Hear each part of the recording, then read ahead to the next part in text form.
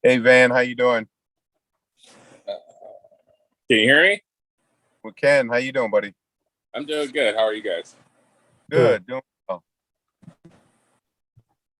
Awesome. What market are you out of? Pardon? I was saying, what market are you out of, Van? So I'm in Metro Detroit, Okay, Oakland great, County kind of areas where I want to focus in. awesome. I live in Commerce Township. Oh, okay. One of the doctors I work with, he lives in Commerce, and my friend lives in Novi, which is really close too. So Nice. Yep.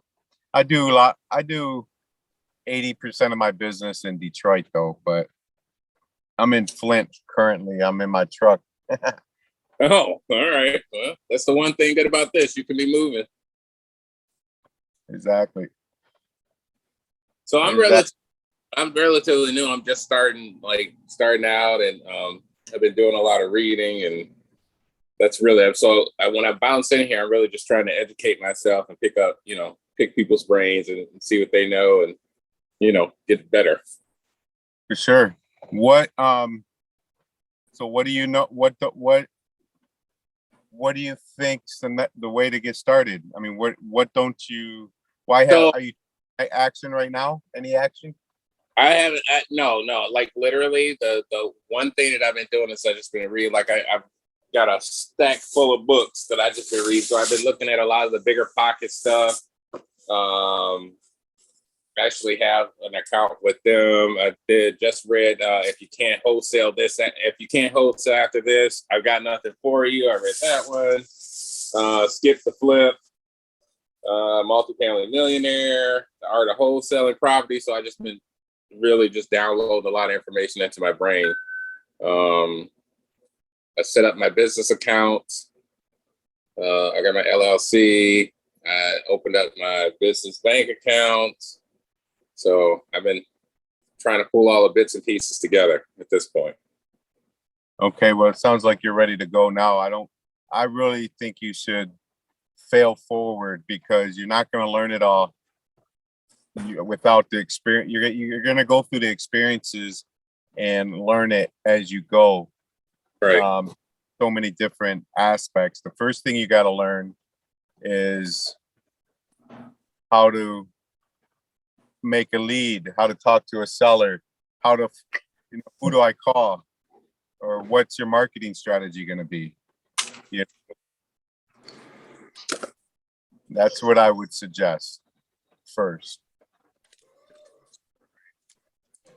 and then there's people like myself that could help you through the other, or even help you talk to sellers or something. But once you look at a house and you get it under contract, then the next step is ordering title and then finding a buyer, things like that. Now, one of the things that I was reading was really pointing out about before we even get to the point of like actually getting houses and things like that under contract, it's just really building a buyer's list. And because once, do you do that? Is that something that you advise or what? No, I think I know people teach that build a buyer's list. You always should be working on your buyer's list. All right. I would work on it an hour a day. And the rest of the time you're talking to sellers.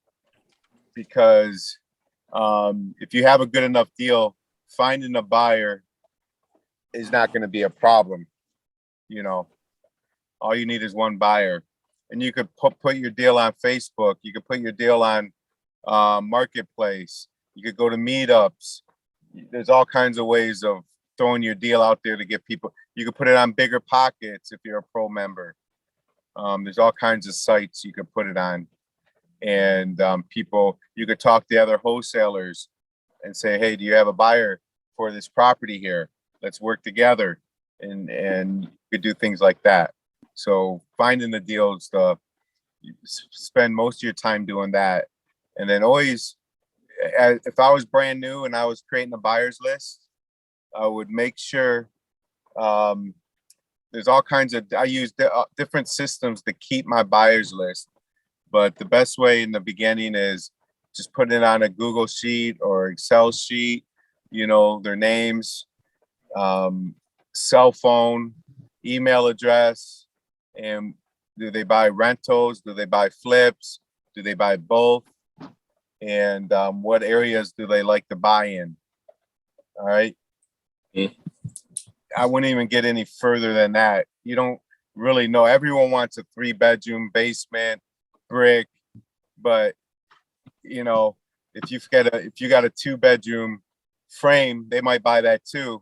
But of course, they're all gonna tell you the same. But if you get a frame house that's a 3-bedroom and it's a good deal, they might buy it. Okay. For sure. Sounds good. Next week, when on this, we're gonna do this again next Wednesday, same time. I'm gonna go over a purchase agreement. I'm gonna read my purchase agreement to you, and then I'm gonna show you how easy it is. How I show, like, how do I like if I'm sitting with the seller, how do I go over it with the seller? Really simple. And how do I get them to sign it? Okay, that's what I'm gonna do next week.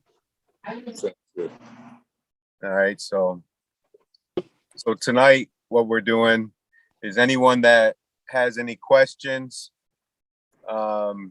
just speak up and ask. Okay. Okay. Sounds good. Now, one question. So leads, like when you're trying to find homes, one of the things, like in everything that I've read, they're just basically like throw out your bandit signs, business cards, market yourself on like Facebook and things like that. You're just looking for deals, Craigslist and stuff like that. You feel like that's the route you should take when you're first starting out? None of that hurts, but what I would suggest someone brand new to get their feet wet is go through a neighborhood, drive through a neighborhood, and write the addresses down of all the houses that haven't been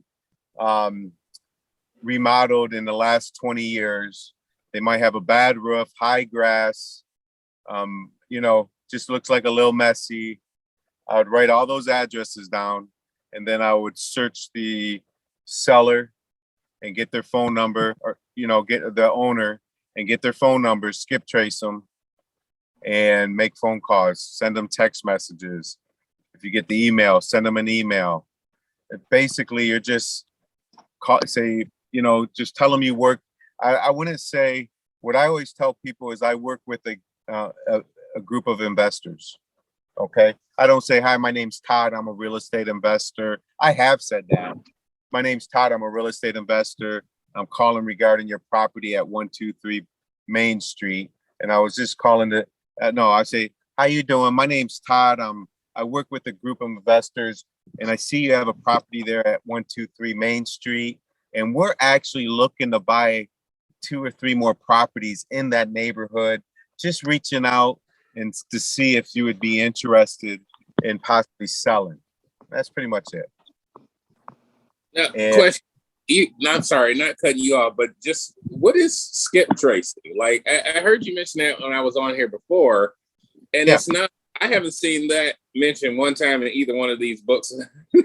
So I'm like, what is that exactly? Okay, skip tracing is where if you could find the person's name, and then they will find their phone number and information about them. There's a company called Batch Skip Tracing. A lot of people use it. BATCH Skip Tracing. I use an app when I go around neighborhoods. I call it Driving for Dollars, and I use an app called Deal Machine, and they do skip tracing off a Deal Machine. Doesn't cost that much money, and so when you see a house on Deal Machine, like you're driving, you got your Deal Machine app up on your phone, and you see a house you like, you click on the address on the app, and it'll tell you who lives in the house or who the owner is of public record. And then if you want, you could press another button and it will mail them a postcard. You could press another button and it'll get their phone number, email addresses. So that's how we get information so we could call them. Okay. Or mail them or text them, things like that. Yeah. Yeah, so that's pretty much the cheapest way of going to get leads, in my mind, is driving for dollars. And you said the app is called Deal Machine for real estate. Is that what it is? Just Deal Machine. Yep, Okay. Deal Machine.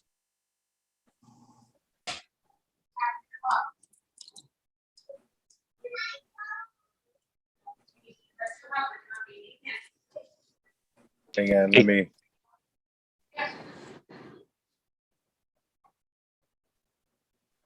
Okay. Yeah. So yeah, look it up. I think you get a 7-day free trial. Okay. Yeah, I was looking it up now, and it's the one that comes up says Deal Machine for real estate. I assume that's it. Yeah, I'm sure that's it. Yeah. And so you say you primarily work out of the Detroit market? I was born and raised in Detroit, so I'm quite familiar with that area. Yeah, Detroit, Flint, anywhere in between, Pontiac, and the suburbs like East Point, Harper Woods. I just bought a flip in Commerce Township, where I live in Commerce, and I just got a flip. I'm closing on Friday. Wow. I'm gonna flip it. Now, do you primarily wholesale, flip, or do you buy and hold also? I do everything, but primarily wholesale. Okay. Okay. Yeah. I was also I'm sorry. Go ahead, Van. So I was also looking into getting my real estate license too, just so I can get access to the MLS and things like that faster. Is that something that you recommend? Yes. Okay. Yeah, I have my real estate license. I'm listing a couple of houses now, and there's going to be deals on the MLS. You could wholesale, buy, lock up, find buyers for, and you want to list houses also. So definitely. Okay. Cool. Hey, Nadeem, you were going to say something? Yeah, Todd. My question was obviously outside of the Detroit, Flint markets. You said you have a flip in Commerce. How do you find some of those properties? Kind of like obviously that's not a Detroit or a Flint. So do you? Yeah, you find them driving for dollars, driving neighborhoods, knocking on doors, looking at ugly houses, talking to real estate agents, letting them know that that you work with a group of investors and you buy the junk houses, the houses they don't want to list, houses that just need way too much work or they need to sell really, really fast. Just call you when they get one of those properties and you'll make sure they get paid also. That's and just networking, and always everyone knows you're the guy that could, make sure that house would sell. They could think you're the buyer, but so, and just make sure you have an inspection period and you get it for the price you want and you go on hunt for the buyer. Got it. Thank you. For sure. A quick question too. So like with how everything is super, super inflated right now, when it comes to, I guess, guesstimating / estimating the cost of repair, so you kind of get a good idea of what you should add, what you should put up for what you're willing to pay for the home. Like how much has that been affected? Like typically, if I don't know from your past experience, like typically you would run into, let's say you found a house and it was like 30 grand worth of repairs that need to go into. How much more has it went up?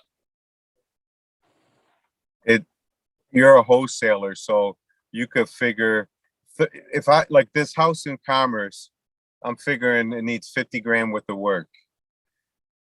And I could get 10 other flippers look at that house, and depending on their dynamics, some might be 30, some might be 70. So Mhm. you just figure out something in the middle, Okay. you know, because you can't, you're not going to be perfect. It's not your job. Your job is just to be reasonable. And because if a guy buys a house and he does 90% of the work first, it's going to be a lot cheaper. But if there's a company that does a lot of flips and they pay for speed instead of and trying to save money, you know, it's going to be different for them. So Okay. that's what I would, you know, if it needs you could figure if it's 1,000 square foot house and needs a lot of work, you could figure $45 a square foot or $50 a square foot. If it's medium, figure $35 a square foot. If it's light, figure $25 a square foot. You could do things like that. Or you could look at a roof, small roof, 6 grand, a furnace, 2 grand, windows, 400 a window. And it might not be that, it might be less, it might be more, but at least you're getting some numbers out there. Painting 1,000 square foot house, figure $3 a square foot, $3,000, you know, stuff like that. Okay. Yeah, that's why I was trying to, because it really doesn't, like, none of the things really get into specifics of, like, just how to ballpark, you know, like, nothing that I've read so far. So I probably just, I'll just keep reading and get more things. But I mean, just to kind of have a rule of thumb, because, like, I don't do construction, clearly. But I mean, it's nice to have some sort of background on, like, how much these materials might run, so how much, you know, work is actually going to have to go into it. I don't mind being off, but at the same time, too, it's like right now, I mean, everything is super inflated, so it's just crazy. Things will go down. The more the market's going to get a little tighter. There's not going to be a lot of flips going on, and there's going to be more contractors available, so they're going to be working for less. So I think it's going to be a little bit different. Okay. Hey, Louis, you got your hand up? Hey, Todd. Yeah, I just have a question. Yeah. So some sellers, I do a little bit of marketing in Detroit on some zip codes, and we have some sellers who, a couple of them say they want to think about it. Maybe some of them is just a nice way to say no, but on some we're actually close to their asking price. So I just wanted to ask, what do you do to, like, put some urgency, or what do you say to one of those sellers? Well, give me an example. Like, if you're a seller, and how much do you want for the house? What did it tell you? Yeah. So look, I have a small team. The guy who's acquisitions, like, there's this one lead who he wants 30, and we're at like 24, 25. So we're just like 5 grand away. And Yeah. yeah.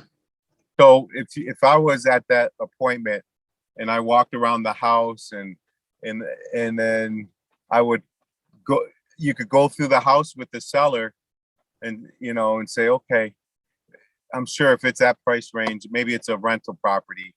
What was it, a rental property? Like, are you He gonna said sell? he had tenants. Yeah. By the way, I'm virtually wholesaling. I'm from North Carolina.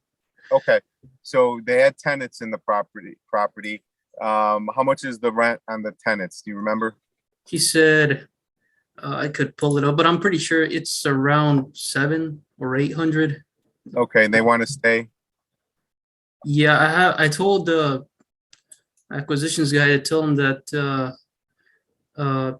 see if he could deliver it vacant at closing, but I think he didn't mention that they're still working on the price first. I don't know why he hasn't mentioned about if Well, he you're could. not. I'll just tell you my experience. You're not going to get a lower price and vacant at closing. Yeah. Okay. So here's I'll just give you, there's many ways of doing this. Your field guy goes through the house. And is he the one that makes the offer, or are you making the offer virtually? I'm the one who's running comps.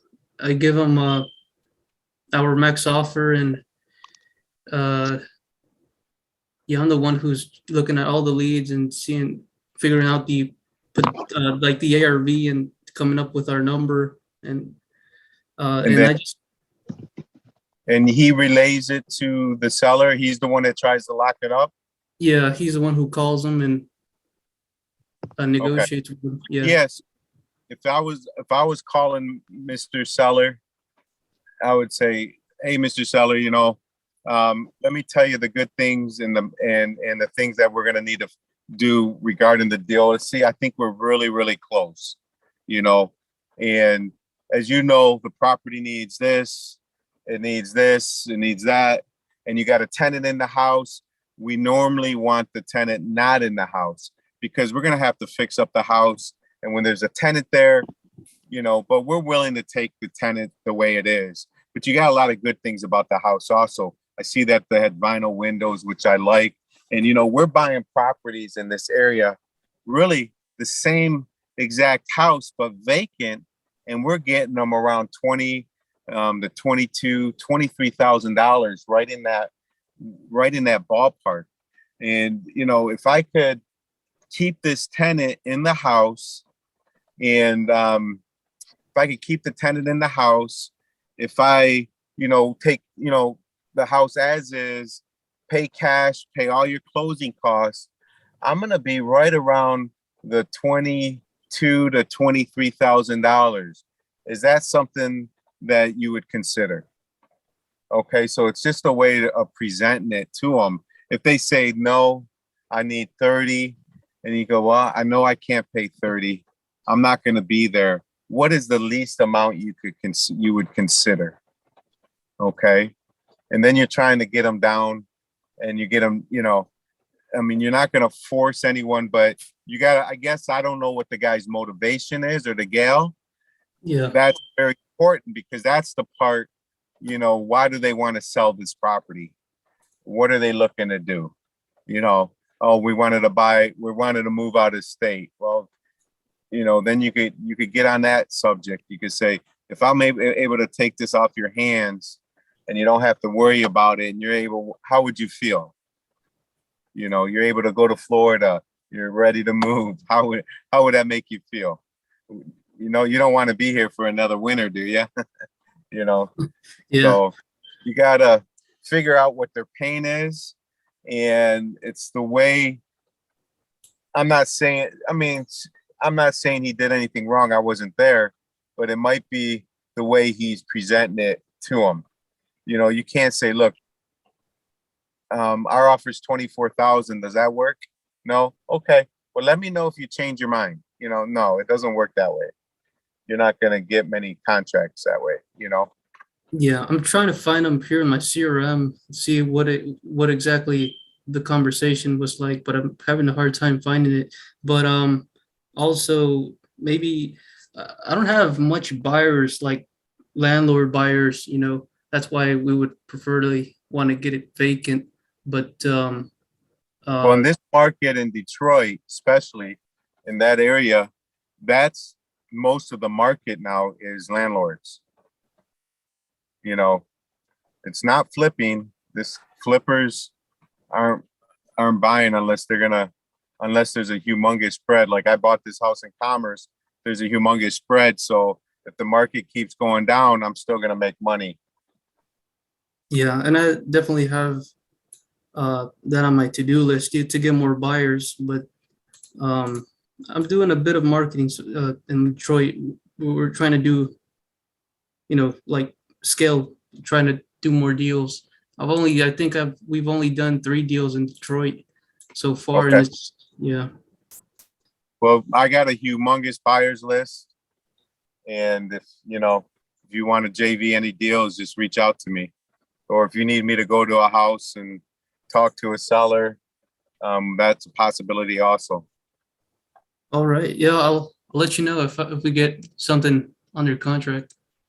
100%. Or if you got any dead leads you want me to work. But if everyone, I will, if everyone puts their name, cell phone, and email in the chat box, I'll send you a link with my purchase agreement, my assignment I use. My purchase agreement has great escape clauses. Also, it gives you the permission to file a claim of interest. It gives you the permission to market it on the MLS if you want to. So just put in your information, and then I'll also do the same in the chat box. Your name, cell, and email address, please. Okay, if you want a copy of that. Thanks, Todd. Yeah, for sure. What else? Who else has any questions? I actually have. Yep. Yeah, I was gonna say I actually have a deal under contract, but there's a squatter situation there. As we have it under contract for 3 months. The seller he said he wanted to take care of the eviction process, but it looks like he's just. He said they already went to court, and we're just waiting for an update. I even, what's it called? Record a memorandum. He wants to do a deal with us, but it's just a squatter that, or I think Yeah. it might be a bad tenant. That's why he's taking longer. I don't know. Well, the courts take forever right now. Do you have it? Do you have it sold? I have. I spoke with another wholesaler, I think like 3 weeks ago. He said, "Oh, I have a buyer for sure," but What's the name of the wholesaler? Do you remember his name? his name is I found him on YouTube, Emilio. Okay, I know who he is. Yep. Yeah. So, but it's been a while. I haven't talked with him. I think, and I've been sending him updates every like 4 or 5 days. But then the seller keeps telling us, "Oh, for sure, he's going to be out next week," and it's just been like that since. And there's no success. How much do you have it, like ballpark figure, you have it locked up for? It's under contract for 32. It's on Woodingham on zip code 21. Yeah. So I would go to the seller and say, "Hey, Mr. Seller," and this is where I would step in for you. "Mr. Seller, I know this could take months and months and months. Look, I'm gonna be able to buy this. I'll worry about the squatter. We'll worry, our team will worry about everything. But because of that, I gotta be right around $22,000. Yeah. And negotiate from there. The lower you get it, that means you can sell it for lower. So, and then it makes then the next buyer will buy it, because I just sold a 2-family that was in a piece of crap area, that looked pretty on the outside, but the inside was horrible. But it had a squatter in it. The reason I know it was horrible, because I knocked on the door and I got to talk to the squatter, and I could smell the house from the front porch, because he had like 20 dogs he was raising in the house. So long story short, I still disclosed that to my buyer and sold the property for like 20,000 or 22,000. And I told him, "Look, the squatter's there. He's raising pit bulls, blah, blah, blah." I told him everything, and he still wanted it, and closed the deal. So you just got to kind of think outside of the box when it comes to something like that. Yeah. I'll You got email you. instead of Emilio. Go ahead. Sorry. Said you got to call me instead of Emilio. Yeah, man. I'll email you. I have other leads, same situation, but we're not dealing with those because we're having a hard time with this seller. Why waste time with I get off of the top of my head, I know we have like 5 motivated leads, same situation. But I'm just not local, and I don't know how to deal with those. Right. Even the local people don't know how to deal with them. Mark and I we have one that we got, and I just knocked on the door yesterday, or no, excuse me, last week. I knocked on the door. I talked to a neighbor. The neighbor texted her. I put a card in the door, and she called me back. And I was really nice to her. And I told her, you know, I need to look at the house. And I tried to get what the deal is. Why do you want to move? And she goes, I really don't want to move, but I'm looking. And said, well, I really want to meet you. Maybe I could keep you in the house. Even if I wasn't going to keep her in the house. That's what I told her. So I go, when can I come out and see you? And we set it up. And I went out there yesterday. She actually was a nice lady. And I worked out I'm pretty sure I'm going to be able to keep her in the house at a higher rent, like $950 a month. So there's ways to work with people that either are squatting or are bad tenants and things like that. You can still get rid of them, and you can still sell them without having to wait for the eviction, because that could take very, very. Louis, this is Mark. I'm in the market, and I've got 2 or 3 teams that go out and chase houses and put deals together. But I've got a ton of stuff I do with Todd. The house he's talking about is one that we found that he's now putting the deal together. He's actually putting it together at a higher number than we were at. So he's a good resource for you if you've got some deals. Here's what I'm really trying to say. And I'm in the Flint, Oakland, Wayne. He's got a couple more in Flint that he's working on with me. And he's got one in Warren that he's working with one of my partners on. So he's a really good resource for buyers. So you should take advantage of it. Nice. I'm gonna prepare an email with a couple of the leads that I think have potential. After work tomorrow, I'll get that done. I'll send it over, Todd. Let's see if For sure. do some deals there. Yeah. Make sure everyone puts their name in there, their email, and their cell phone in there. There's a few people that did. That way. And you got my information, write it down. Anyone, if you have a deal that you're stuck on and you need me to call it, I got a guy that works strictly with me. He makes phone calls all day long for me. I'll call it. And if I don't reach him, I'll pass it to him, and then he'll call it all day long.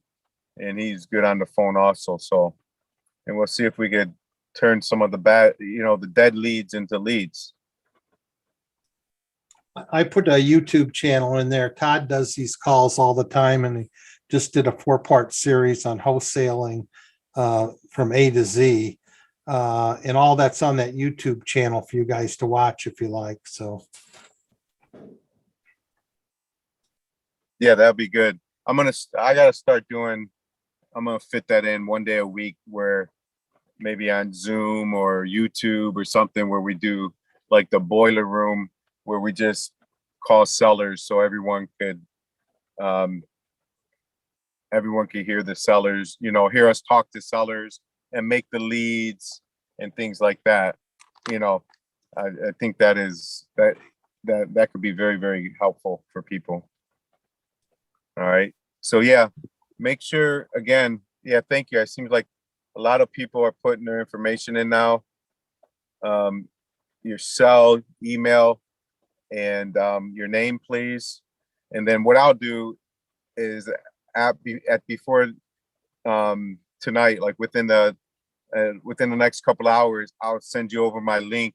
I have a bunch of good information in there that can help you. Some call scripts, and purchase agreements, assignments. And next week, same time, I'm going to go over that purchase agreement, and explain it to you exactly why I have what I have in it. And then I'll then show you how I get my sellers to sign it, how I go over it with my sellers, because it's very, very simple, but it protects us as wholesalers, where we could, I was working with another wholesaler, and she had a nice deal in Romulus. I had a buyer, and the seller says, I don't want to sell it. I want more money. I told her to file a claim of interest, and she didn't know how to do it. So I said, send me the PA, I'll do it for you. And her PA doesn't give her permission to file the claim of interest. So I had to send her mine and teach her some things. So pretty much she lost the deal because of it, but she learned, she knows now, so, but I appreciate everyone that came tonight